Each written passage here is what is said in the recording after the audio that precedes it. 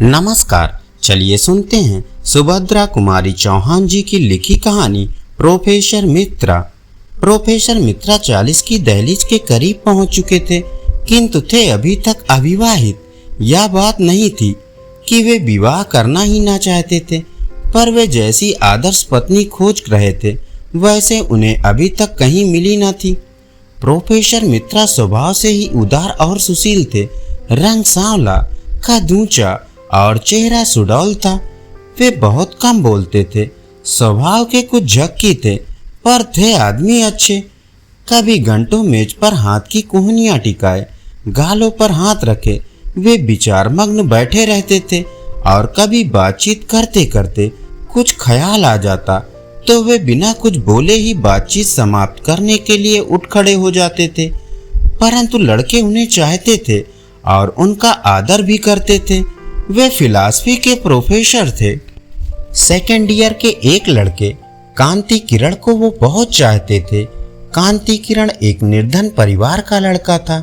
उसकी फीस और पढ़ाई का कुल खर्च प्रोफेसर मित्रा अपने पास से देते थे। कांति किरण सच्चरित, सुशील, तीक्ष्ण बुद्धि और मेधावी था। यही कारण था कि आर्थिक सहायता करने के अतिरिक्त प्रोफेसर मित्रा उससे स्नेह भी करने लगे। प्रोफेसर मित्रा अविवाहित थे ही।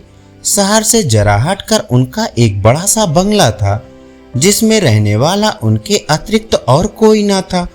उन्होंने एक दिन कांति किरण से अपने बंगले पर ही रहने को कहा और कांति किरण तब से उन्हीं के बंगले पर रहने लगा। इस प्रकार प्रोफेसर मित्रा ने अपने सिउने जीवन में एक साथी का निर्माण कर लिया। गर्मी की लंबी छुट्टियों के बाद जब कॉलेज खुला तो नई भर्ती होने वाली लड़कियों में कांति किरण की भांति एक लड़की मृणाल पर भी प्रोफेसर मित्रा की अनुकंपा विशेष रूप से हो गई। यह मृणाल कौन थी कोई नहीं जानता था। मैट्रिक उसने कलकत्ता से ही पास किया था। अपनी विधवा माँ के साथ कुछ ही दिन हुए यहाँ आई थी। मृणाल की माँ निर्धन थी। यहीं के लड़कियों के मिडिल स्कूल में वह उपपाठिका होकर आई थी।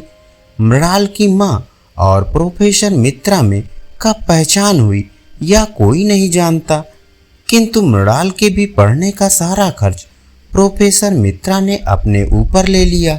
यही नहीं कि प्रोफेसर मित्रा केवल कांति किरण और मृणाल को ही आर्थिक सहायता देते हों, वे और भी बहुत से गरीब लड़कों की सहायता करते थे। बैंक में उनका कोई हिसाब न था। हर महीने की तनख्वाह उनके आवश्यक खर्च को निकालकर इसी प्रकार निर्धन विद्यार्थियों की सहायता में उठ जाती थी। वे प्रायः कहा करते थे, हर महीने मुझे इतने रुपए मिलते हैं, मैं उन्हें इस प्रकार ना बांट दूं तो क्या करूं?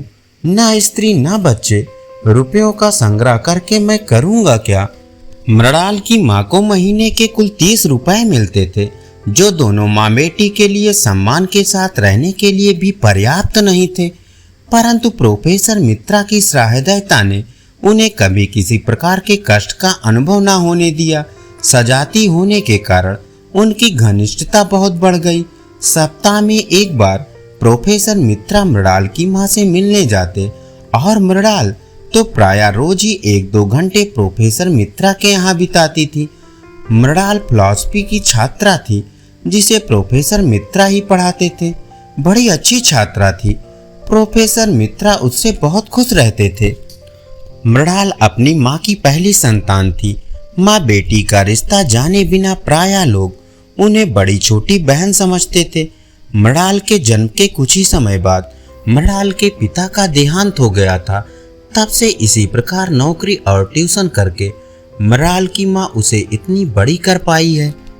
अब उसे सबसे बड़ी चिंता मृणाल के ब्याह की थी। जिस लड़की को उसने कष्ट से पढ़ा लिखा कर पाल पोस कर इतना बड़ा किया है, उसे किसी सुयोग्य वर के हाथों सौंप कर ही वह निश्चिंत हो सकती है। वह पढ़ा लिखा, कुलीन वंश का और खाते पीते घर का हो, जिससे उसकी मृणाल सुखी रहे, यही मृणाल की माँ की कामना थी। निर्धनता का जो कटु अनुभव मृणाल की माँ को था वह भूलने के योग्य नहीं था। उसी निर्धनता के दलदल में वह जानबूझकर अपनी बेटी को नहीं फंसाना चाहती, इसलिए तो मृणाल 18 वर्ष की हो जाने पर भी अविवाहित थी। मृणाल की माँ को जब मालूम हुआ कि प्रोफेसर मित्रा अविवाहित हैं, तो वह सोचने लगी कि मृणाल और प्रोफेसर मित्रा की जोड़ी तो बुरी नहीं रहेगी। प्रोफेसर मित्रा की उम्र वैसे कुछ ज्यादा भी नहीं है, इसके अतिरिक्त मेरी मृणाल रानी बनकर भी तो रहेगी। एक दिन मृणाल की माँ ने निश्चय किया वह प्रोफेसर मित्रा से उनके अविवाहित रहने का कारण पूछेंगी। उस दिन शाम को जब प्रोफेसर मित्रा आए तो उसने साहस करके यह सवाल उठाया, मित्रा साहब, मैंने सुना है कि आपने अभी तक विवाह नहीं किया है। यदि आपको कोई अड़चन ना हो तो क्या मैं जान सकती हूँ कि इस संन्यास का क्या कारण है? प्रोफेसर मित्रा के सामने ऐसा सवाल भी इस घर में उनसे कभी होगा वो ना जानते थे। बोले, मैंने आज तक विवाह की ओर ध्यान ही नहीं दिया। क्यों नहीं दिया? कह नहीं सकता। अब तक नहीं दिया तो अब तो ध्यान देना चाहिए। शाम को लौट कर जाते हैं तो क्या वीरान सा घर आपको अच्छा लगता है? प्रोफेसर मित्रा हंसकर बोले, नहीं, घर तो वीरान नहीं रहता, कांति किरण रहता है। अक्सर मृणाल आ जाती है, फिर नौकर चाकर भी तो रहते ही हैं। मृणाल की माँ तनिक हंसकर बोली, नौकर चाकरों से कहीं घर आबाद हुआ है? और कांति किरण का क्या? उसकी पढ़ाई खत्म हुई, 2 महीने बाद अपने घर चला जाएगा। मित्रा साहब हंसकर बोले, मृणाल तो रहेगी। मृणाल की माँ जरा गंभीर होकर बोली, हाँ मृणाल तो रहेगी, पर ऐसे रहने से क्या होता है? मैं मृणाल के ही लिए कह रही हूँ। अब मृणाल के साथ गृहस्थी बसाओ, मैं भी उसके हाथ पीले करके निश्चिंत हो जाऊं। प्रोफेसर मित्रा चौंक पड़े, मृणाल के साथ गृहस्थी बसाऊं? मृणाल तो बच्ची है, मैंने उसे सहायता दी है, तो क्या उसका पुरस्कार मुझे लेना पड़ेगा? प्रकट में बोले, छोटा था तभी माताजी नहीं रही, 20 साल का भी ना हो पाया था कि पिताजी भी संसार छोड़कर चले गए। कोई सुनने वाला था ही नहीं। ना तो विवाह के विषय में कभी सोचा, ना सोचने का समय मिला। आज 18 साल से यूं ही एकाकी जीवन बिता रहा हूँ। जीवन में किसी भी प्रकार का असंतोष नहीं है। अब इस उम्र में शादी करूं, अब तो बूढ़े होने में अधिक देर नहीं है। मृणाल की माँ बोली, यही तो शादी की उम्र है, बचपन की शादी किस काम की? और हाँ मित्रा साहब, तुमने मुझे माँ कहकर सम्मान दिया है, अब उस सम्मान की रक्षा भी तुम्ही को करनी पड़ेगी। मेरी मृणाल को तुम देखते आ रहे हो, बुरी लड़की नहीं है। चाल ढाल, बात व्यवहार, रूप रंग में किसी सुंदर से सुंदर लड़की के सामने खड़ा कर दो तो कुछ ज्यादा ही रहेगी, कम नहीं। यदि तुम उससे विवाह करने का आश्वासन दे दो तो मेरी बड़ी चिंता दूर हो जाए। प्रोफेसर मित्रा गहरी चिंता में डूब गए।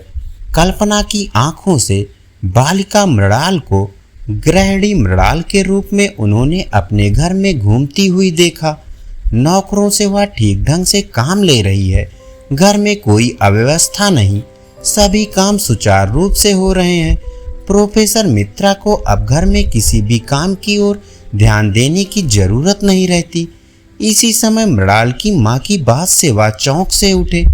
मृणाल की माँ कह रही थी, मित्रा साहब चिंता ना करो, मेरी मृणाल को स्वीकार कर लो, वह तुम्हारे घर को स्वर्ग बना देगी। मित्रा साहब ने कहा, आप मुझे कुछ दिन सोचने का समय दीजिए, बहुत जल्दी मैं आपको जवाब दूंगा।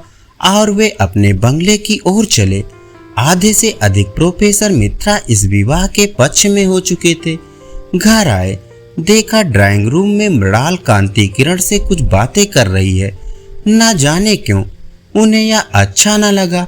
आज यह पहला ही अवसर न था कि उन्होंने कांति किरण और मृणाल को बातें करते देखा हो। बहुत बार देखा था, परंतु इस ओर उन्होंने कभी ध्यान ही न दिया था। आज उन्हें दोनों को बातें करते देखकर दुख सा हुआ। उनके चेहरे पर कुछ मलिनता आ गई। मृणाल उन्हें देखती हुई बोली, प्रोफेसर साहब, मैं बड़ी देर से आपकी प्रतीक्षा कर रही हूँ। मुझे आपसे कुछ पूछना है। और कुर्सी खिसका कर वह प्रोफेसर साहब के बहुत करीब बैठ गई। प्रोफेसर साहब का जी आज पढ़ाने में नहीं लग रहा था। यह मृणाल ने ध्यान से देखा। वह बोली, आपकी तबीयत कुछ खराब जान पड़ती है, आप उदास हैं, रहने दीजिए, मैं कल पढ़ लूंगी, आप आराम कीजिए। प्रोफेसर मित्रा मृणाल को अपने पास से इतनी जल्दी न जाने देना चाहते थे। मृणाल को वह पहले ही बहुत ज्यादा चाहते थे। फिर आज उसकी माँ ने विवाह का प्रसंग छेड़कर मृणाल के प्रति उनकी सारी कोमल भावनाओं को जागृत कर दिया। वे बोले, पढ़ो मत, कुछ देर पास बैठो मृणाल। मृणाल बैठ गई। मित्रा ने कई बार उसके सुंदर मुख और अल्हड़ यौवन को ध्यान से देखा। उन्होंने निश्चय किया कि विवाह करूंगा। मैं जिस आदर्श रमणी को खोज रहा था वह मृणाल ही है। उनके कल्पना जगत में मृणाल उनकी गृहिणी, बंगले की अधीश्वरी, उनके बच्चों की माँ, सब कुछ बन गई थी। इधर मृणाल को बैठे बैठे 20 मिनट हो गए। उसने पूछा, जाऊं? रात बहुत हो जाएगी तो माँ बहुत घबराएगी। प्रोफेसर मित्रा चौंक पड़े। बोले, हाँ मृणाल, रात बहुत हो गई है, चलो तुम्हें छोड़ आता हूँ। आप क्यों तकलीफ करते हैं, ड्राइवर से कह दीजिए, मृणाल ने कहा। पर प्रोफेसर साहब ना माने। वे बोले, नहीं, चलो मैं ही छोड़ आऊँगा। और वे मृणाल को लेकर चले। ड्राइवर तो था भी नहीं। ऐसी हालत में प्रायः कांति किरण ही उसे छोड़ने जाया करता था। इस वार्ता में भी ड्राइवर की जगह मृणाल का मतलब कांति किरण से ही था। प्रोफेसर साहब मृणाल को छोड़कर घर आए। उस दिन रात भर वे सो ना सके। विवाह की चिंता में उन्हें सारी रात नींद न आई। दूसरे ही दिन उन्होंने बैंक अकाउंट खोलने का भी निश्चय किया। घर गृहस्थी का सब कुछ तो अब उन्हें संग्रह करना ही पड़ेगा। अब लापरवाही से काम नहीं चलेगा। सुबह उठते ही उन्होंने कांति किरण को बुलवाया। मालूम हुआ कि कांति किरण आज सवेरे से ही कहीं चला गया है। कांति किरण के द्वारा वे एक बहुत बढ़िया पलंग का ऑर्डर देने वाले थे। मृणाल के लायक उनकी समझ में उनके घर में कोई भी सामान नहीं था। सभी सामान ठीक और अच्छा बनवा कर रखना पड़ेगा। अकेले आदमी की बात और होती है और गृहस्थ की और। इसी चिंता में सुबह का भी सारा समय बीत गया। कॉलेज जाने का समय हो गया। उन्होंने भोजन किया, सोफर से कार निकलवाई। उन्होंने सोचा कि पहले मृणाल के घर जाकर उनकी माँ को विवाह के विषय में अपनी स्वीकृति की सूचना दे दें और फिर कॉलेज जाएं। विवाह करना ही है तो फिर देर करने से क्या फायदा। वे कार स्टार्ट कर ही रहे थे कि एक साइकिल सवार आ उपस्थित हुआ और उसने एक लिफाफा प्रोफेसर साहब को दिया। पत्र में लिखा था, माननीय प्रोफेसर साहब, हम दोनों यानी मैं और मृणाल अंतरजातीय विवाह के नियमों के अनुसार आज विवाह सूत्र में बंधने जा रहे हैं। विवाह की रजिस्ट्री के लिए हमें आज कचहरी जाना पड़ेगा, अतएव आज हम दोनों कॉलेज ना आ सकेंगे। क्षमा कीजिएगा। हम हैं आपके आशीर्वाद के अभिलाषी कांति किरण और मृणाल। पत्र पढ़कर एक फीकी हंसी के साथ प्रोफेसर मित्रा ने अपनी कार कॉलेज की ओर बढ़ा दी। धन्यवाद। चलिए सुनते हैं कहानी बुजुर्ग डाकिया। एक दिन एक बुजुर्ग डाकिये ने एक घर के दरवाजे पर दस्तक देते हुए कहा, चिट्ठी ले लीजिए। आवाज सुनते ही तुरंत अंदर से एक लड़की की आवाज गूंजी, अभी आ रही हूँ, ठहरो। लेकिन लगभग 5 मिनट तक जब कोई ना आया तब डाकिये ने फिर कहा, अरे भाई, कोई है क्या? अपनी चिट्ठी ले लो, मुझे और बहुत जगह जाना है, मैं ज्यादा देर इंतजार नहीं कर सकता। लड़की की फिर आवाज आई, डाकिया चाचा, अगर आपको जल्दी है तो दरवाजे के नीचे से चिट्ठी अंदर डाल दीजिए, मैं आ रही हूँ, कुछ देर और लगेगा। अब बूढ़े डाकिये ने झल्ला कर कहा, नहीं, मैं खड़ा हूँ, रजिस्टर्ड चिट्ठी है, किसी का हस्ताक्षर भी चाहिए। तकरीबन 10 मिनट बाद दरवाजा खुला। डाकिया इस देरी के लिए खूब झल्लाया हुआ तो था ही, अब उस लड़की पर चिल्लाने ही वाला था। लेकिन दरवाजा खुलते ही वह चौंक गया और उसकी आंखें खुली की खुली रह गई। उसका सारा गुस्सा पल भर में फुर्र हो गया। उसके सामने एक नन्ही सी अपाहिज कन्या, जिसके एक पैर नहीं थे, खड़ी थी। लड़की ने बेहद मासूमियत से डाकिये की तरफ अपना हाथ बढ़ाया और कहा, दो मेरी चिट्ठी। डाकिया चुपचाप डाक देकर और उसके हस्ताक्षर लेकर वहां से चला गया। वो अपाहिज लड़की अक्सर अपने घर में अकेली ही रहती थी। उसकी माँ इस दुनिया में नहीं थी और पिता कहीं बाहर नौकरी के सिलसिले में आते जाते रहते थे। उस लड़की की देखभाल के लिए एक कामवाली बाई सुबह शाम उसके घर आती रहती थी, लेकिन परिस्थितिवश दिन के समय वह अपने घर में बिल्कुल अकेली ही रहती थी। समय निकलता गया। महीने 2 महीने में जब कभी उस लड़की के लिए कोई डाक आती, डाकिया एक आवाज देता और जब तक वह लड़की दरवाजे तक न आती तब तक इत्मीनान से डाकिया दरवाजे पर खड़ा रहता। धीरे धीरे दोनों के बीच मेलजोल और भावनात्मक लगाव बढ़ता गया। एक दिन उस लड़की ने बहुत गौर से डाकिये को देखा तो उसने पाया कि डाकिये के पैर में जूते नहीं हैं। वह हमेशा नंगे पैर ही डाक देने आता था। बरसात का मौसम आया। फिर एक दिन जब डाकिया डाक देकर चला गया, तब उस लड़की ने जहां गीली मिट्टी में डाकिये के पांव के निशान बने थे, उन पर कागज रखकर उन पांवों का चित्र उतार लिया। अगले दिन उसने अपने यहाँ काम करने वाली बाई से उस नाप के जूते मंगवाकर घर में रख लिए। दीपावली आने वाली थी। उससे पहले डाकिये ने मोहल्ले के सब लोगों से त्योहार पर बख्शीश चाही, लेकिन छोटी लड़की के बारे में उसने सोचा कि बच्ची से क्या उपहार मांगना, पर गली में आया हूं तो उससे मिल ही लूं। साथ ही साथ डाकिया ये भी सोचने लगा कि त्योहार के समय छोटी बच्ची से खाली हाथ मिलना ठीक नहीं रहेगा। बहुत सोच विचार कर उसने लड़की के लिए 5 रुपए के चॉकलेट ले लिए। उसके बाद उसने लड़की के घर का दरवाजा खटखटाया। अंदर से आवाज आई, कौन? मैं हूँ गुड़िया, तुम्हारा डाकिया चाचा। उत्तर मिला। लड़की ने आकर दरवाजा खोला तो बूढ़े डाकिये ने उसे चॉकलेट थमा दी और कहा, ले बेटी, अपने गरीब चाचा की तरफ से। लड़की बहुत खुश हो गई और उसने कुछ देर डाकिये को वहीं इंतजार करने के लिए कहा। उसके बाद उसने अपने घर के एक कमरे से एक बड़ा सा डब्बा लाया और उसे डाकिये के हाथ में देते हुए कहा, चाचा, मेरी तरफ से दीपावली पर आपको यह भेंट है। डब्बा देखकर डाकिया बहुत आश्चर्य में पड़ गया। उसे समझ में नहीं आ रहा था कि वह क्या कहे। कुछ देर सोचकर उसने कहा, तुम तो मेरे लिए बेटी के समान हो, तुमसे मैं कोई उपहार कैसे ले लूं बिटिया रानी। लड़की ने उससे आग्रह किया कि चाचा, मेरे इस गिफ्ट को मना मत करना, नहीं तो मैं उदास हो जाऊंगी।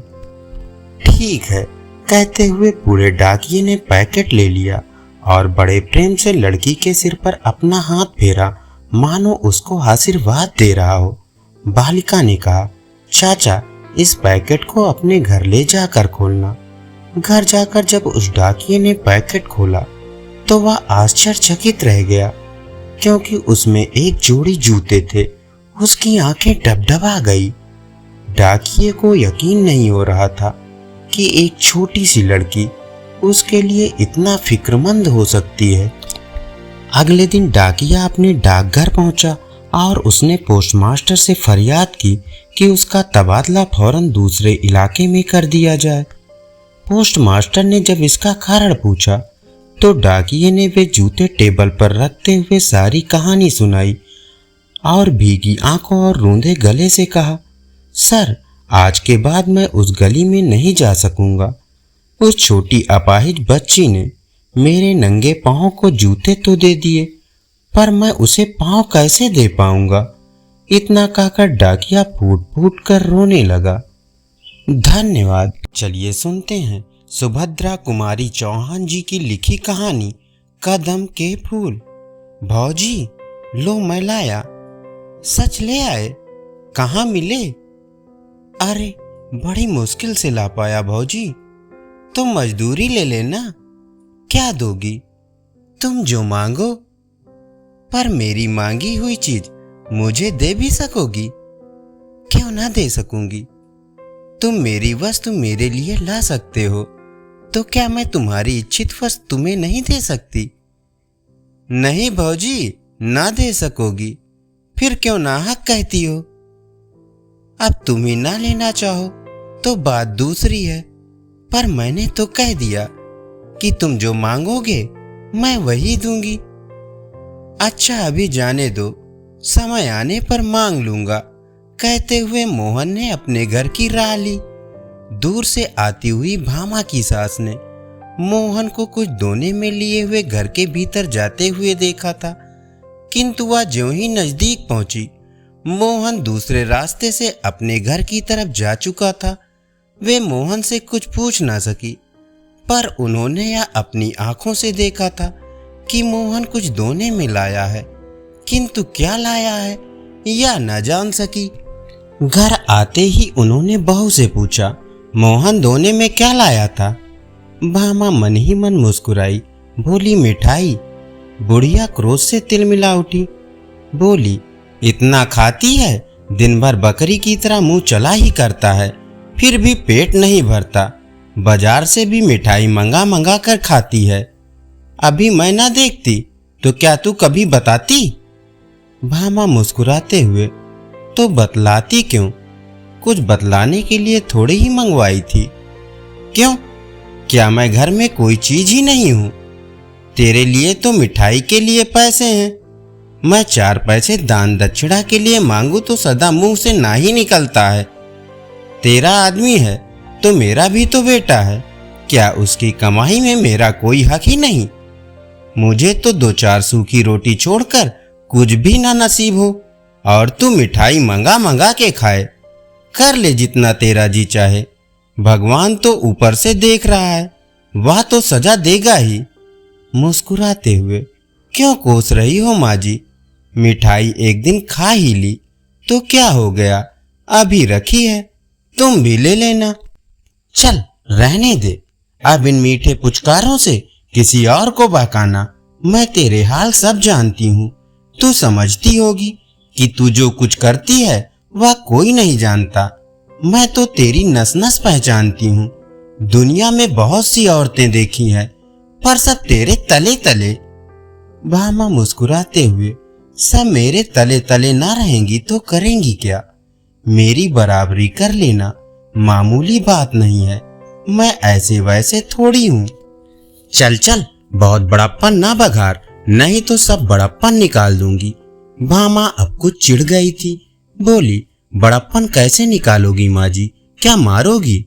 माँ जी को और भी क्रोध आ गया और बोली, मारूंगी भी तो मुझे कौन रोक लेगा? मैं गंगा को मार सकती हूँ, तो क्या तुझे मारने में कोई मेरा हाथ पकड़ लेगा? मारो, देखूं कैसे मारती हो। मुझे वह बहू ना समझ लेना जो सास की मार चुपचाप सह लेती हैं। तो क्या तू मुझे मारेगी? बाप रे बाप, इसने तो घड़ी भर में मेरा पानी उतार दिया। मुझे मारने को कहती है। आने दे गंगा को। मैं कहती हूँ कि भाई तेरी स्त्री की मार सहकर अब मैं घर में ना रह सकूंगी। मुझे अलग झोपड़ा डाल दे, मैं वहीं पड़ी रहूंगी। जिस घर में बहू सास को मारने के लिए खड़ी हो जाए वहां रहने का धर्म नहीं। या कहते कहते माँ जी जोर जोर से रोने लगी। भामा ने देखा बात बहुत बढ़ गई, अतः वह बोली, मैंने तुम्हें मारने को तो नहीं कहा माँ जी, क्यों झूठ मूठ कहती हो? हाँ, मैं मार तो चुपचाप किसी की ना सहूंगी, अपने माँ बाप की नहीं सही तो किसी और की क्या सहूंगी? चुपचाप ना सहेगी तो मुझे भी मारेगी ना, वही बात तो हुई। या मखमल में लपेट लपेट कर कहती है तो क्या मेरी समझ में नहीं आता? माँ जी के जोर जोर से रोने के कारण आसपास की कई स्त्रियां इकट्ठी हो गई थी। कई भामा की तरफ सहानुभूति रखने वाली थी, कई माँ जी की तरफ। पर इस समय माँ जी को फूट फूट कर रोते देखकर सबने भामा को ही भला बुरा कहा। सब माँ जी को घेर कर बैठ गई। भामा अपराधनी की तरह घर के भीतर चली गई। भामा ने सुना माँ जी आसपास बैठी हुई स्त्रियों से कह रही थी, आप तो दोना भर भर मिठाई मंगा मंगा कर खाती है और मैंने कभी पैसे मांग लिए तो टका सा जवाब दे देती है, कहती है पैसे ही नहीं है। इसके नाम से पैसे आ जाते हैं, मेरे नाम से कंगाली छा जाती है। किसी भी चीज के लिए तरस तरस के मांग मांग के जीभ घिस जाती है। तब जी में आया तो ला दिया, नहीं तो कुत्ते की तरह भूखा करो। या मेरा इस घर में हाल है, आज भी दोना भर मिठाई मंगवाई है, मैंने जरा ही पूछा तो मारने के लिए खड़ी हो गई। कहती है मेरे आदमी की कमाई है, खाती हूं, किसी के बाप की खाती हूं क्या? उसका आदमी है तो मेरा भी तो बेटा है, उसका 12 आने हक है तो मेरा 4 आने तो होगा ही। पड़ोस की एक दूसरी बुढ़िया बोली, राम राम, यही पढ़ी लिखी होशियार है। पढ़ी लिखी है तो क्या हुआ, अकल तो कौड़ी के बराबर नहीं है। तुमने भी 9 महीने पेट में रखा बहिन, तुम्हारा तो 16 आने हक है। बहू को बेटा माँ के लिए लौंडी बना कर लाता है, वह तुम्हारे पैर दबाने और तुम्हारी सेवा करने के लिए है। हमारा नंदन तो जब तक बहू मेरे पैर नहीं दबा लेती उसे अपनी कोठरी के अंदर ही नहीं आने देता। अपना ही माल खोटा हो तो परखने वाले का क्या दोष बहन? बेटा ही सपूत होता तो बहू आज मुझे मारने दौड़ती। गंगा प्रसाद गांव की प्राइमरी पाठशाला के दूसरे मास्टर की जगह के लिए उम्मीदवार थे। 17.5 रुपए माहवार की जगह के लिए बेचारे दिन भर दौड़ धूप करते, इससे मिल उससे मिल, न जाने किसकी खुशामद करनी पड़ती थी। फिर भी नौकरी पाने की उन्हें बहुत कम उम्मीद थी। इधर वे कई मास से बेकार बैठे थे। भामा के पास कुछ जेवर थे जो हर माह गिरवी रखे जाते थे और किसी प्रकार काट कसर करके घर का खर्च चलता था। भामा पैसों को दांत तले दबाकर खर्च करती, सास और पति को खिलाकर स्वयं आधे पेट ही खाकर पानी से ही पेट भर कर उठ जाती। कभी दाल का पानी ही पी लिया करती, कभी खाली पेट ही सो जाया करती। रुपए पैसों की तंगी के कारण घर में प्रायः रोज ही इस प्रकार की कला मची रहती थी। जब गंगा प्रसाद जी दिन भर की दौड़ धूप के बाद थके हारे घर लौटे तब शाम हो रही थी। आंगन में उनकी माँ उदास बैठी थी। बेटे को देखा तो नीची आंख कर ली, कुछ बोली नहीं। गंगा प्रसाद अपनी माँ का बड़ा आदर करते थे, उनका बड़ा ख्याल रखते थे। जिस बात से उन्हें जरा भी कष्ट होता वो बात वे कभी ना करते थे। माँ को उदास देखकर वे माँ के पास जाकर बैठ गए। प्यार से माँ के गले में बाहें डाल दी। पूछा, क्यों माँ, आज उदास क्यों है? क्या कुछ तबीयत खराब है? नहीं, अच्छी है। कुछ भी तो हुआ है, माँ तू उदास है। अब इतना सुनते ही माँ जी से रहा न गया, फूट फूट के रोने लगी। बोली, कुछ नहीं, मैं आदमी औरत में लड़ाई नहीं लगवाना चाहती, बस इतना ही कहती हूँ कि अब मैं इस घर में न रह सकूंगी। मेरे लिए अलग झोपड़ा बनवा दे, वहीं पड़ी रहूंगी। जी में आवे तो खर्च भी दे देना, नहीं तो मांग के खा लूंगी। क्यों माँ, क्या कुछ झगड़ा हुआ है? सच सच कहना। बेटवा, आज ही क्या है, या तो 30 दिन की बात है। तेरी घरवाली ने मोहन से मिठाई मंगवाई, वह दोना भर मिठाई मेरे सामने लाया। मैं जरा पूछने गई तो कहती है, हाँ मंगवाती हूँ, खाती हूँ, अपने आदमी की कमाई खाती हूँ, कुछ तुम्हारे बाप का तो नहीं खाती। जब मैंने कहा कि तेरा आदमी है तो मेरा भी तो बेटा है, उसकी कमाई में मेरा भी हक है, तो कहती है कि तुम्हारा हक जब था तब था, अब तो सब मेरा है। ज्यादा बोलोगी तो मार के घर से निकाल दूंगी। तो बाबा, तेरी औरत है, तू ही उसकी मार सा। मैं मांग के पेट भले ही भर लूं, पर बहू के हाथ की मार ना खाऊंगी। गंगा प्रसाद अब ना सह सके, बोले, बहू तुझे मारेगी माँ, मैं ही ना उसके हाथ पैर तोड़कर डाल दूंगा। कहते हुए वे हाथ में लकड़ी उठाकर बड़े गुस्से से भीतर गए। भामा को डांट कर पूछा, क्या मंगाया था तुमने मोहन से? गंगा प्रसाद के इस प्रश्न के उत्तर में कदम के फूल थे भैया, कहते हुए मोहन ने घर में प्रवेश किया। तब तक भामा ने दोना उठाकर गंगा प्रसाद के सामने रख दिया था।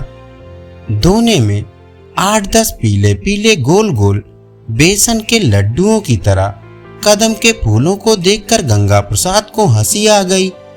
मोहन ने दोने में से एक फूल उठाकर कहा, कितना सुंदर है यह फूल भौजी। धन्यवाद। चलिए सुनते हैं अमिता मालवीय जी की लिखी कहानी मधुमती।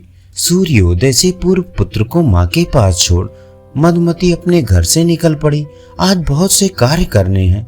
रात में बुखार के कारण उन्हें नहीं कर पाई थी। पहले रामदयाल के घर जाना चाहिए। सूर्योदय से ही वे पूजा पाठ करते हैं। उनका छोटा पुत्र सुबह सुबह ही विद्यालय जाता है। काम में बाधा नहीं होनी चाहिए। यह विचार करती हुई बुखार में पीड़ित होते हुए भी वो उस घर के लिए रवाना हुई। घर में घुसते ही मालकिन ने कहा, क्यों कल शाम को क्यों नहीं आई? ऐसे काम नहीं चलेगा। मेरे घर में समय पर ही काम करना पड़ेगा। मधुमती हाँ कहकर काम में लग गई। भोजन स्थल स्वच्छ किया, बर्तन साफ किए। बर्तन जमाते समय सहसा जोर से कांपते हुए हाथों से एक छोटा बर्तन गिर पड़ा। पहले से ही क्रुद्ध मालिक रामदयाल उस बर्तन के गिरने की आवाज सुनने के साथ ही वहां आकर क्रोध से बोला, मधु मेरे घर से निकल जाओ, जल्दी निकलो। अपना अपराध मानते हुए मधुमती ने कुछ कहना चाहा। मधुमती के फड़कते अधर देखकर रामदयाल दोबारा बोला, जवाब देना चाहती हो? अभी तुम्हें निकालता हूं। यही प्रवृत्ति तुम्हारे इस जीविका का नाश करेगी। इसी प्रवृत्ति से तुम अपने पति को खा गई। ये कहते हुए वे मधुमती पर प्रहार कर ही रहे थे कि पत्नी ने रोक दिया। वाणी के बाढ़ से आहत और ज्वर व्यथा के दुगना हो जाने से सुबह सुबह ही ये क्या हो गया, आगे क्या होगा, सोचती हुई मधुमती अपने घर लौट आई। अपनी शैया पर लेटकर विचार करने लगी। अतीत का पुराना जीवन वृत्त चित्त की तरह उसके समक्ष नाचने लगा। वह सोचने लगी, जिस दिन मेरा जन्म हुआ उसी दिन मेरे पिता दुर्घटना में घायल हुए तथा 10वें दिन मर गए। मैं अपने माता पिता की अकेली ही संतान हूँ। मेरा पालन पोषण माँ के संरक्षण में हुआ। माता के दुख के कारण मुझे बाल्यावस्था से ही कभी हंसने खेलने का सुख नसीब नहीं हुआ। केवल माता के साथ घर घर जाकर सेवा करने का ही एक काम था। पल पल में दुत्कार मिलती थी। नित्य ही यह सुनती रहती थी कि जन्मते ही मेरे पिता मर गए। सच ही है, मैं पिता को मारने वाली हूँ, फिर भी क्यों जी रही हूँ? अध्ययन यूँ तो मैंने स्नातक परीक्षा पास की है, परंतु उससे क्या? शिक्षा किसी के लिए सुखकारी होती है, मेरे लिए तो निर्बलता मात्र ही है। जात के लोगों की प्रेरणा से माँ ने मुझे पढ़ने विद्यालय भेजा। भगवान की कृपा से शिक्षक सदैव मेरे प्रति परम उदार और दयालु रहे। उनके आशीर्वाद से मैंने माध्यमिक परीक्षा प्रथम श्रेणी में उत्तीर्ण कर ली। पर उससे क्या? यद्यपि शिक्षा काल मेरे जीवन के उपवन में मधुमास की तरह आया, उसके प्रभाव से मेरी देह लता माधवी लता की तरह विकसित तथा पुष्पित हुई। विकसित होता हुआ पुष्प भौरों के आकर्षण का कारण होता ही है। माध्यमिक परीक्षा भी पास की। विश्वविद्यालय शिक्षा पाने के लिए उत्साह बढ़ा। एक बार मेरे प्रार्थना करने पर मेरी माँ ने मुझे न जाने क्या क्या कहा। वो सब अब सुनने पर मेरी मनोदशा कैसी होगी, उसे याद करके ही मेरा हृदय व्यथित हो जाता है। तब महीने भर तक घर के बाहर नहीं निकली। धीरे धीरे सब सामान्य होने पर मुझे माँ ने महाविद्यालय में प्रवेश लेने की अनुमति दी। तब सोचती थी, पढ़कर माता के आगे का पुत्राभाव को दूर करूंगी। यही विचार कर मेरे जीवन में विनोद का उदय हुआ। यौवन जीवन को उन्मादित करता है। कुछ अनुभूतियां मन को दोलायमान करती हैं। सृष्टि न जाने क्या खोजती है। हृदय किसी अपूर्णता को पूर्ण करना चाहता है। ये लोगों की प्रवृत्ति है, निवृत्त तो फलदायी है। इसी बीच साक्षात सुंदर विनोद ने मेरे जीवन में प्रवेश किया। एक दिन विनोद बोला, मधु। हाँ हाँ, क्या सोच रही हो? कुछ नहीं। मधु, हाँ हाँ कहो। मधु, मेरा जीवन तुम्हारे बिना। हाँ हाँ बोलो, मैं तुम्हारा परिग्रहण करूंगा। मधु बोली, मेरी माँ कहती हैं कि धन नहीं है, हम दहेज कहाँ से देंगे। मधु, ऐसा मत सोचो, प्रेम पर आधारित संबंधों में दहेज या लेन देन की क्या आवश्यकता है। मधु बोली, इस बारे में मेरी माँ ही निर्णय करेंगी। भाग्य से हमारे माता पिता की अनुमति से विवाह निश्चित हो गया। दिवाली मनाकर कार्तिक शुक्ल पंचमी को विनोद के पिता बारात लेकर हमारे छोटे से घर पर आए। द्वार पूजा हुई, बारातियों का स्वागत सत्कार किया गया। हमारे यज्ञ देवी की अग्नि परिक्रमा करते हुए बंधुओं के साथ उसके पिता लक्ष्मी दत्त ने इधर उधर दृष्टि दौड़ाते हुए यज्ञ क्रियाकलापों को रोकते हुए कहा, यहाँ कुछ भी लेन देन की सामग्री नहीं दिखाई दे रही है। कपड़े बर्तन कहाँ है? गृहस्थी चलाने के लिए सामग्री कहाँ है? वज्राहत सी मेरी माँ ने कहा, हे महामान, मेरी सम्मान की रक्षा करें। आप मेरी स्थिति जानते हैं, फिर ऐसा क्यों कह रहे हैं? दहेज के बिना विनोद का विवाह नहीं होगा, यह घोषणा करके क्रोधाविष्ट लक्ष्मी दत्त अपने आसन से उठ गए। मूर्छा के कारण उसके बाद क्या हुआ यह मुझे पता नहीं। मूर्छा टूटने पर प्रातः यह सारा वृत्तांत स्वप्न की तरह देखा। उससे आगे का वृत्तांत तो कभी भी याद नहीं करना चाहिए, याद करना ही नहीं चाहिए। बहुत समय बाद जात के लोगों के संपर्क से एक उदार युवा के साथ दहेज के बिना मेरा विवाह हुआ। 5 वर्ष तक हम सुख से रहे, फिर संतान के लिए अत्यंत चिंतित हुए। संयोग से एक ज्योतिषी मेरे घर आए। संतत के इच्छुक हमने उनसे इस बारे में पूछा। हमारी हस्तरेखा देखकर वो ज्योतिषी मेरे पति रमेश को कुछ दूर ले गया। मुझे लगता है उसने उसे मेरे जीवन से दूर करने का प्रयास किया। तब से रमेश मुझसे बिल्कुल बात नहीं करता, सदैव चिंता मग्न रहता है। मेरा समीप भी उसने छोड़ दिया। रमेश के इस व्यवहार को सहन नहीं कर सकने के कारण एक दिन मैंने पूछा, स्वामी, मेरा क्या अपराध है? मैंने क्या कर दिया जो आप मुझसे रुष्ट हैं? वो बिना कहे ही कुछ दूर चले गए। तभी मैंने किसी के मुंह से क्रोध का कारण सुना कि दैवज्ञ ने मेरे जीवन में संतान के अभाव की घोषणा कर दी है, इसलिए लोग रमेश को दूसरा विवाह करने के लिए प्रेरित कर रहे हैं। हाय, स्त्री जीवन ही कष्टदायी है। किंतु रमेश धन्य है। दुखी, चिंता आतुर होते हुए भी वह दूसरा विवाह नहीं करना चाहता था। कुछ समय बाद उसके एक चिकित्सक मित्र ने उसकी सारी चिंता का कारण जाना। उसकी प्रेरणा और सहायता से मेरी सारी चिकित्सा हुई। खर्चीली होने पर भी रमेश ने मेरी सारी चिकित्सा कराई। ईश्वर की कृपा से हमारी इच्छा पूरी हुई तथा हमारा जीवन सुखपूर्वक बीतने लगा। भावी सुख की प्रतीक्षा में 5 मास व्यतीत हुए। मेरी सहायता तथा संरक्षण के लिए मेरी माँ भी आदरपूर्वक बुलाई गई। परंतु हाय, विधि का विधान अनुल्लंघनीय है। एक दिन रात्रि को नित्य नियमानुसार मैं उनकी प्रतीक्षा कर रही थी। अचानक मैंने लोगों का झुंड अपने घर की ओर आता देखा। ये क्या? चिंता से ग्रस्त होकर मैं माँ को बुलाने भीतर भागी। उनके साथ वापस आई तो वे सब मेरे प्राणनाथ की लाश लेकर आ रहे थे। उस स्थिति को देखकर जोर से चीखकर मैं मूर्छित होकर वहीं भूमि पर गिर पड़ी। कुछ ही क्षणों में हमारे घर में हाहाकार मच गया। क्रूर भयंकर काल समीप आकर भी मेरे पर कृपालु हो गया। यही मेरे दुर्भाग्य का कारण है। भगवान, कष्टदायी से कष्टदायी सारी स्थिति मैंने सहन की, पुत्र में पति का रूप देखती हुई मैं अभी तक जीवन धारण कर रही हूँ। तब से राम की तरह दयावान राम दयालु मेरे आश्रय दाता हो गए।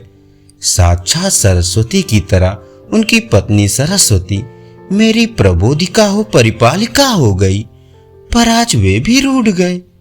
अब मैं कैसे जीवन धारण करूंगी? हे दीन बंधु, अब आप ही शरण दो, तुम्हारी ही शरण में हूं। इस प्रकार आंखें बंद करके वह चुपचाप मन में ही विलाप करती हुई रो रही थी। तभी उसका बेटा जाग गया। उसकी मां ने उसे पुकारा। किसी तरह साहस करके वह रोते हुए बालक को गोद में लेने के लिए शैया से उठी। उसने इसी बीच द्वार पर गृहस्वामिनी सरस्वती और माता के शब्द सुने। मधुमती बालक को गोद में उठा रही थी। तभी मधु को स्पर्श करके सरस्वती बोली, अरे मधु, तुम्हें तो बुखार आ रहा है। इस स्थिति में तुम काम करने क्यों आई थी? धन्य हो। इसी बीच राम दयालु समीप आकर बोले, पुत्री, मुझे क्षमा करो, मैं बहुत दुखी हूँ। मैंने तुम्हें बहुत कष्ट दिया। पूरी रात हम सो नहीं सके। आधी रात में ही हमें सूचना मिली कि व्यापार में हमें बहुत नुकसान हुआ। अब मैंने टूटन का अनुभव कर लिया है। क्षमा करो। अधिक क्या कहूँ, आज से तुम हमारे ही परिवार का अभिन्न अंग हो। तुम्हारा बेटा हमारा बेटा है। ये मेरे बेटों जैसा हकदार है, दत्तक पुत्र है।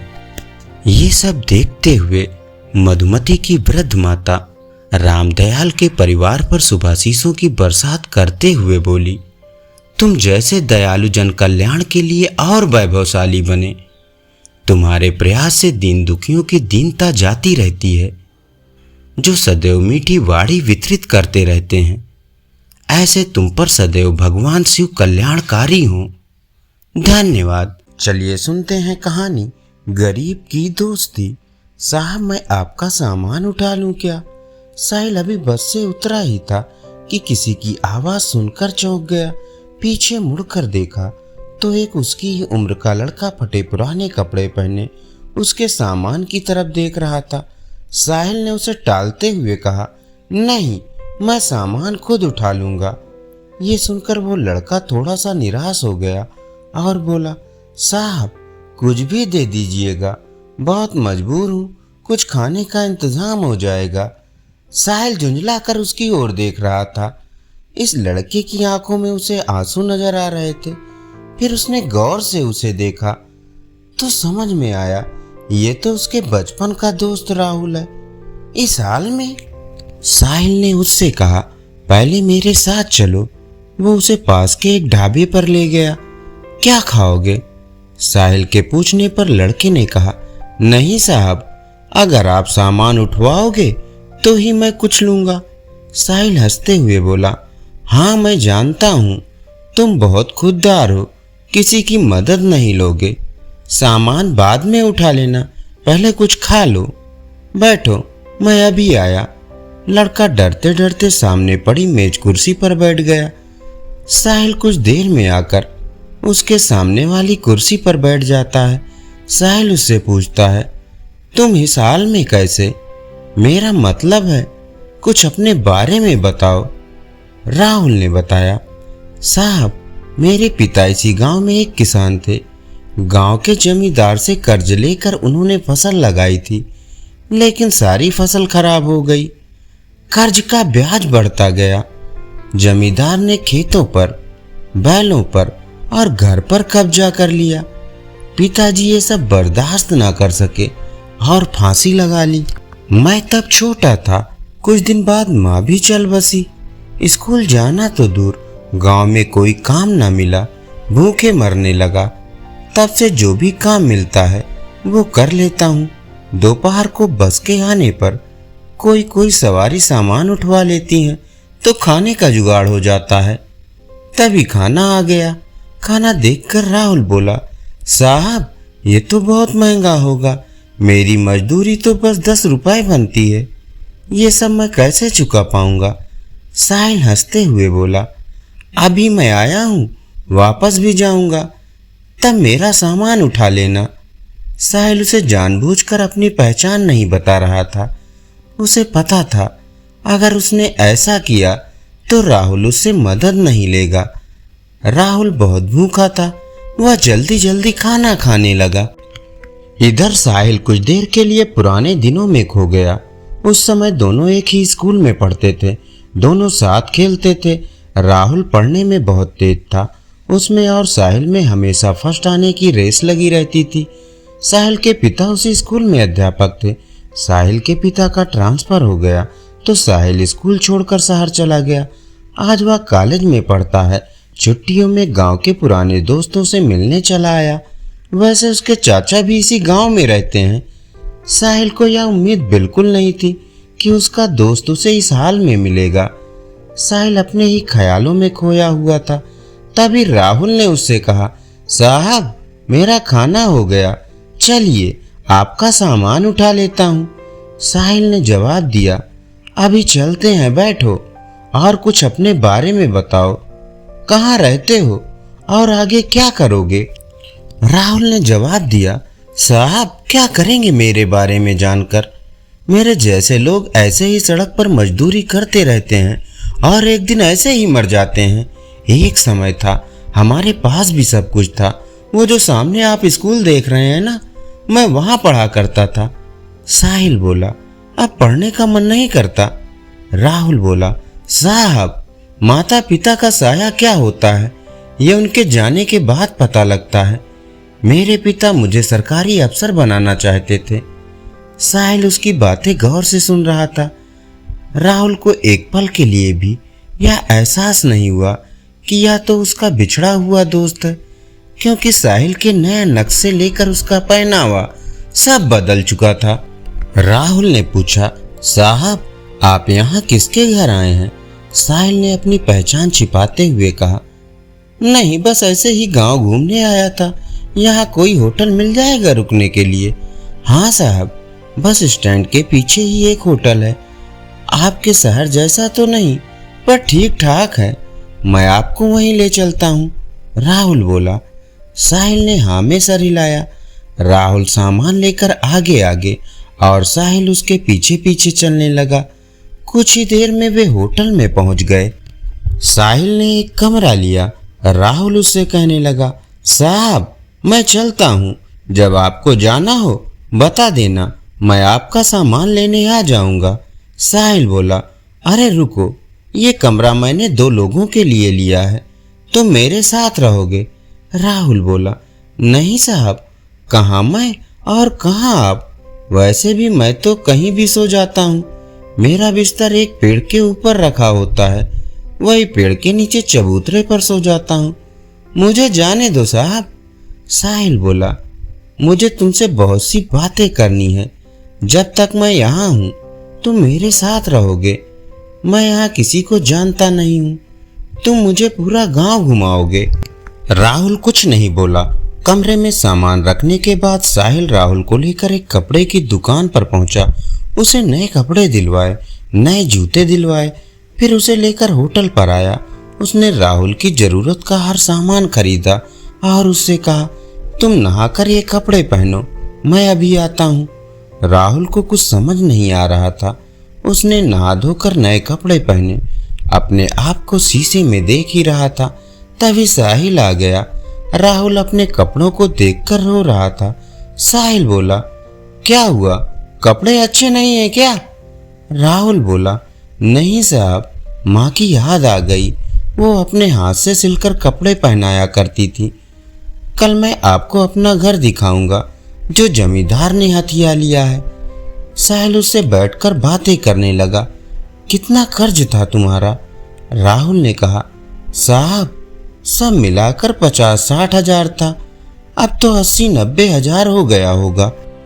काफी देर इधर उधर की बातें करने के बाद दोनों सो गए।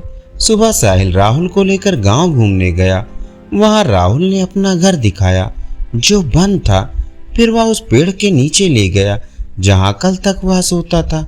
राहुल बोला, साहब ये पेड़ ही मेरे माँ बाप हैं, मैं यहीं सोता हूँ। साहिल बोला, राहुल मैंने तुमसे झूठ बोला था, मैं गांव घूमने नहीं सिर्फ तुमसे मिलने आया था।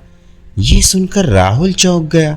साहिल ने बताया, मैं तुम्हारे बचपन का दोस्त साहिल हूँ। ये सुनकर राहुल गौर से साहिल के चेहरे को देखने लगा। उसे अब उसमें अपना दोस्त नजर आने लगा था। उसकी आंखों से टप टप आंसू बह रहे थे।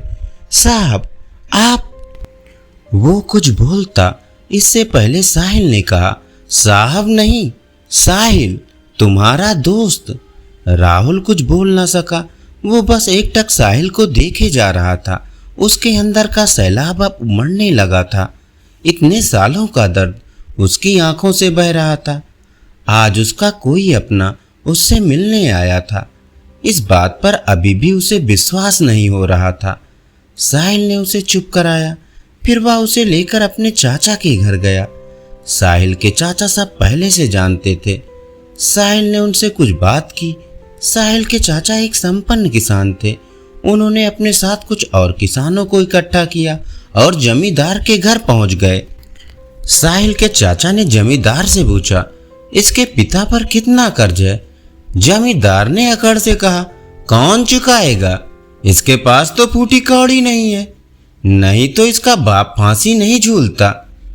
सब मिलाकर 1 लाख है। साहिल ने अपने चाचा को इशारा किया। उन्होंने बैग से 1 लाख रुपए निकालकर जमींदार के सामने रख दिए और कहा, इसके खेत, मकान और बैल अभी वापस चाहिए। जमींदार यह देखकर घबरा गया, लेकिन इतने लोगों के सामने कर भी क्या सकता था। घर की चाबी और कागज वापस कर दिए। बैल उसे घर भिजवा दिए। वहां से निकलकर साहिल बोला, चाचा जी मैं शहर पहुंचते ही आपके पैसे लौटा दूंगा। चाचा जी ने कहा, कोई बात नहीं बेटा, तुम बहुत नेक काम कर रहे हो। फिर उन्होंने और किसानों के सामने राहुल से बोला, बेटा तुम्हें तुम्हारा सब कुछ वापस मिल गया। अब अपने खेतों पर खेती करो, हम सारे किसान तुम्हारा साथ देंगे। ये सुनकर सब किसान तैयार हो गए। हाँ बेटा, अब वो जमींदार तुम्हारी तरफ आंख भी नहीं उठा सकेगा। साहिल ने राहुल को खेती करने के लिए 20,000 रुपए और दिलवा दिए। राहुल उसके पैरों पर गिर पड़ा। उसे उठाकर साहिल ने कहा, दोस्त अब तुझे आगे निकल कर दिखाना है। अगली बार जब मैं गांव आऊं तो मेरा दोस्त मुझे खुशहाल मिलना चाहिए। ये कहकर साहिल ने राहुल को गले लगा लिया। अगले दिन साहिल शहर चला गया। वहां से उसने अपने चाचा के पैसे बैंक में जमा करवा दिए।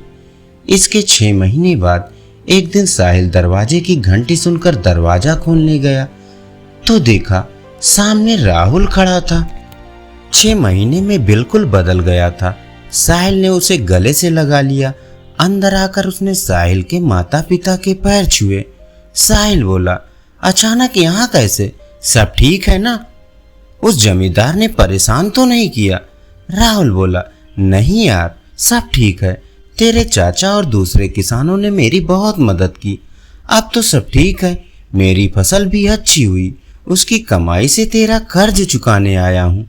ये 20,000 है, बाकी धीरे धीरे चुका दूंगा। साहिल बोला, तू मेरा भाई है, मैंने कोई कर्ज नहीं दिया था तुझे। तूने कैसे सोच लिया? ये मैं नहीं ले सकता। लेकिन राहुल जिद करने लगा। तब साहिल के पिता ने कहा, बेटा रख लो, ये इसकी खुददारी है। जो शिक्षा मैंने दी थी ये उसी का पालन कर रहा है। साहिल पैसे रख लेता है।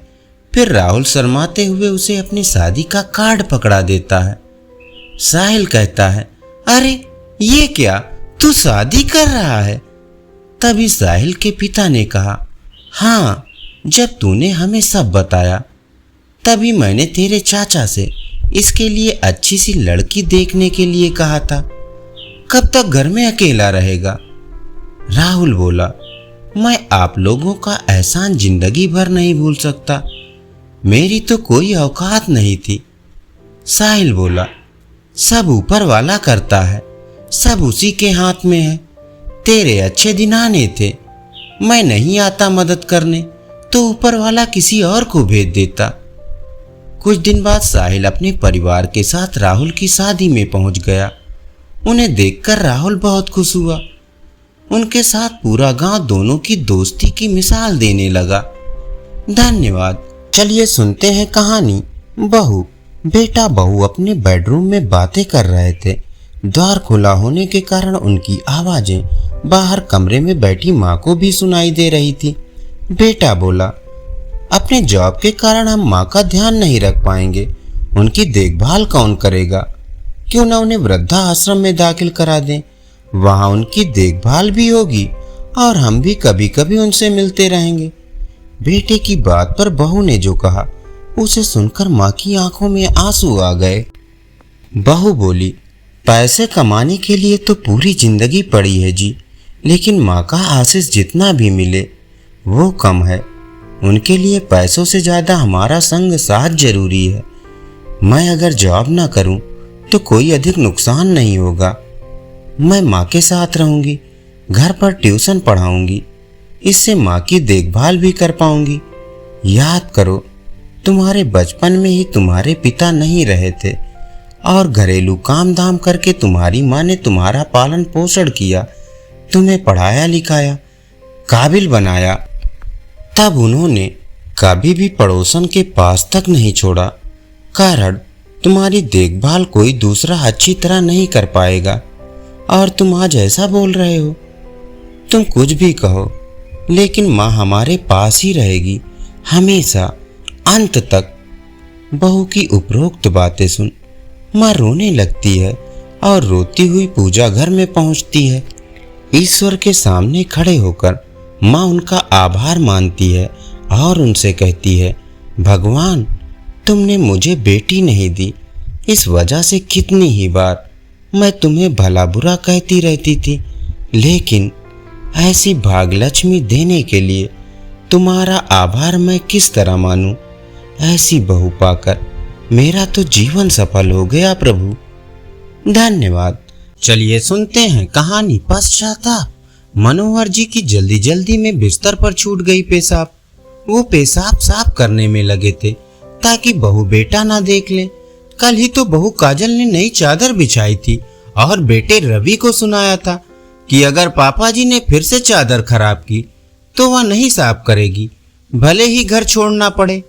मनोहर जी को किडनी की समस्या के चलते ऐसा कभी कभी हो जाता है।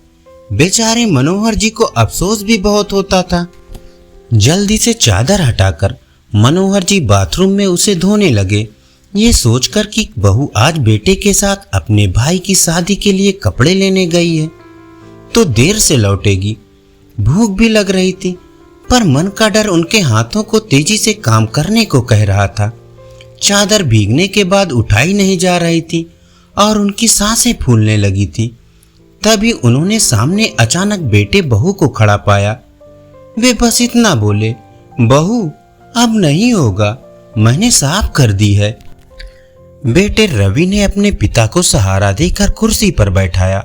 बहू ने नाराजगी से कहा, देख लो, फिर तुम्हारे पिता ने बिस्तर खराब कर दिया, कितनी बदबू आ रही है, इन्हें अस्पताल में भर्ती करवाओ। रवि ने बहू को शांत कराते हुए कहा, तुम अपने मायके जा सकती हो, उस बाप को कैसे छोड़ सकता हूँ जिसने मेरी पैंट तक साफ की थी जब मैं कच्चे में पोटी कर देता था। उस बाप का पेशाब नहीं साफ होगा जिसकी यूनिफॉर्म पर मैंने उस दिन टॉयलेट कर दी थी जब पिताजी अपने सम्मान समारोह में जा रहे थे। रवि ने अपने पिता को संभालते हुए कहा, चलिए पापा, आप कितने गीले हो गए हैं, ठंड लग जाएगी, आपके लिए चाय बनाता हूँ। बेटे ने दीवान से नई चादर निकालकर बिस्तर पर बिछाई, मनोहर जी को बिठाया, उनके कपड़े बदले और अपने हाथों से चाय पिलाने लगा। मनोहर जी के कपकपाते हाथ बेटे के सिर पर आशीर्वाद देने के लिए आ गए। उनकी आंखों से आंसू बह निकले जिन्हें वे धोती के कोने से पोंछते जा रहे थे। वे अपनी पत्नी की तस्वीर को देखकर मन ही मन कह रहे थे, देख ले विमला, तू कहती थी मैं चली जाऊंगी तो तुम्हारा ख्याल कौन रखेगा। देख हमारा रवि कैसे तेरे बुढ़ऊ की सेवा कर रहा है। दरवाजे पर खड़ी बहू काजल भी पश्चाताप के आंसू बहा रही थी। इस घटना ने उसे एहसास दिलाया कि परिवार का हर सदस्य चाहे कितना भी कमजोर क्यों ना हो, अपने स्नेह और सम्मान के हकदार होते हैं। धन्यवाद। चलिए सुनते हैं कहानी दादा दादी। मम्मा ये बताओ, दादा दादी आपको बहुत परेशान करते हैं ना? बेटे ने मासूमियत से पूछा।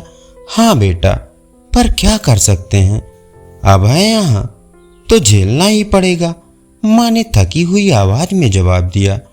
पर क्यों मम्मा, क्यों झेलना पड़ेगा? बेटे ने जिज्ञासा से पूछा। तुम नहीं समझोगे, रहने दो, माँ ने बात टालने की कोशिश की। एक काम करते हैं मम्मा, इन दोनों को चाचा चाची के घर भेज देते हैं, वो वहां 2 दिन भी नहीं रुक पाएंगे बेटा। चाची तो दादी को देखते ही तुनक जाती है और चाचा तो तुम्हारी चाची के पल्ले से ऐसे बने हैं कि वो उतना ही सुनते हैं जितना चाची कहती हैं। वहां इनका कोई गुजारा नहीं होने वाला। तो बुआ को बोल दो ना, ये उनके भी तो माँ पापा हैं, वो ही ले जाए कुछ दिनों के लिए इन दोनों को। तू भी ना बड़े भोले हो बेटा, वहां नहीं जाएंगे दादा दादी, ढकोसला करेंगे कि हम तो बेटी के घर का पानी भी नहीं पी सकते, तो वहां जाकर रहेंगे कैसे? और अगर रहने को तैयार हो भी गए तो तुम्हारी बुआ के 50 बहाने निकल आएंगे, वो भी तो अपनी माँ पर ही गई हैं। क्या मम्मा, मतलब कोई इन्हें अपने साथ नहीं रखना चाहता? एक काम करो मम्मा, इन्हें वहां पहुंचा दो। वो मैंने टीवी पर देखा था, कुछ ओल्ड एज होम टाइप से है। अरे वो जो उस दिन मूवी में आ रहा था, वृद्धा आश्रम कहते हैं उसे। मैं भी थक जाती हूँ काम करके, सुबह उठने से सोने तक इनके नखरे झेलना। तौबा तौबा, कब तक आखिर? मैं भी कुछ दिन और देख रही हूँ, नहीं तो तुम्हारे पापा से बात करूंगी कि वो इन दोनों को वहीं छोड़ आए। हाँ यही ठीक रहेगा, दादी दिन भर टोकती रहती हैं, टीवी मत देखो, मोबाइल मत खेलो। मैं बच्चा थोड़े ना हूँ, बड़ा हो रहा हूँ, मैं समझदार हो रहा हूँ, ये भी कोई बात हुई भला? अरे मेरा राजा बेटा, इतना गुस्सा? 10 साल के ही हो अभी, मेरी आंखों के तारे हो तुम, इतनी जल्दी बड़े हो जाओगे, कभी सोचा ही नहीं था। अब देखो तुम बड़े होते जाओगे और हम बूढ़े होते जाएंगे, फिर तुम्हारी शादी करेंगे, प्यारी सी दुल्हनियां लाएंगे। नहीं मम्मा प्लीज, मैं तो बड़ा हो रहा हूं, पर आप लोग प्लीज बूढ़े मत होना। क्यों बेटा, बूढ़ा तो सबको ही होना है एक दिन। पर मम्मा, आप लोग बूढ़े हो जाओगे और मेरी वाइफ आएगी तो उसे भी ऐसे ही परेशान होना पड़ेगा ना। वो भी तरह तरह के आइडिया सोचेगी कि कैसे आप लोगों को यहाँ से हटाया जाए। नो मम्मा प्लीज नो, आप भी दादी की तरह हो जाओगी और मेरी वाइफ को परेशान करोगी। मैं ऐसा नहीं होने दूंगा। एक काम करूंगा, मैं मेरी शादी होते ही आप दोनों के लिए ओल्ड एज होम बुक करवा दूंगा, जहां आप लोग रह सकोगे और मैं और मेरी वाइफ भी चैन से रह लेंगे। मम्मा बोली, हमारा घर है हमारे पास, तुम रहना अपने घर में अपनी वाइफ को लेकर। यही करोगे तुम? पाल पोस कर बड़ा कर रहे हैं और तुम हमें वृद्धाश्रम भेजने की तैयारी कर रहे हो। वाह बेटा वाह। मम्मा, मैं कहाँ कुछ गलत कह रहा हूँ, दादा दादी ने भी तो पापा बुआ को पाला पोसा ही होगा ना। सभी माँ बाप पालते हैं अपने बच्चे को, उसमें क्या नया है। पर अब जब सब बड़े हो गए हैं तो कोई बूढ़े लोगों को अपने पास नहीं रखना चाहता, तो भला मैं क्यों रखूंगा? परेशानी बढ़ाते हैं ये बूढ़े लोग। मैं भी नहीं रखूंगा और साइंटिस्ट बनकर कोई ऐसी दवा बनाऊंगा जिससे कि मैं कभी बूढ़ा ही ना हो पाऊं और मेरे बच्चे को कोई ओल्ड एज होम ना ढूंढना पड़े। अपने बेटे की बातें सुनकर माँ के शरीर में सिहरन सी दौड़ गई और जिन आंखों में कुछ देर पहले परेशानी, व्यथा, गुस्सा दिख रहा था, उन्हीं आंखों में अब शर्म पानी का रूप ले चुकी थी। धन्यवाद। अभी आप सुन रहे थे कहानी दादा दादी।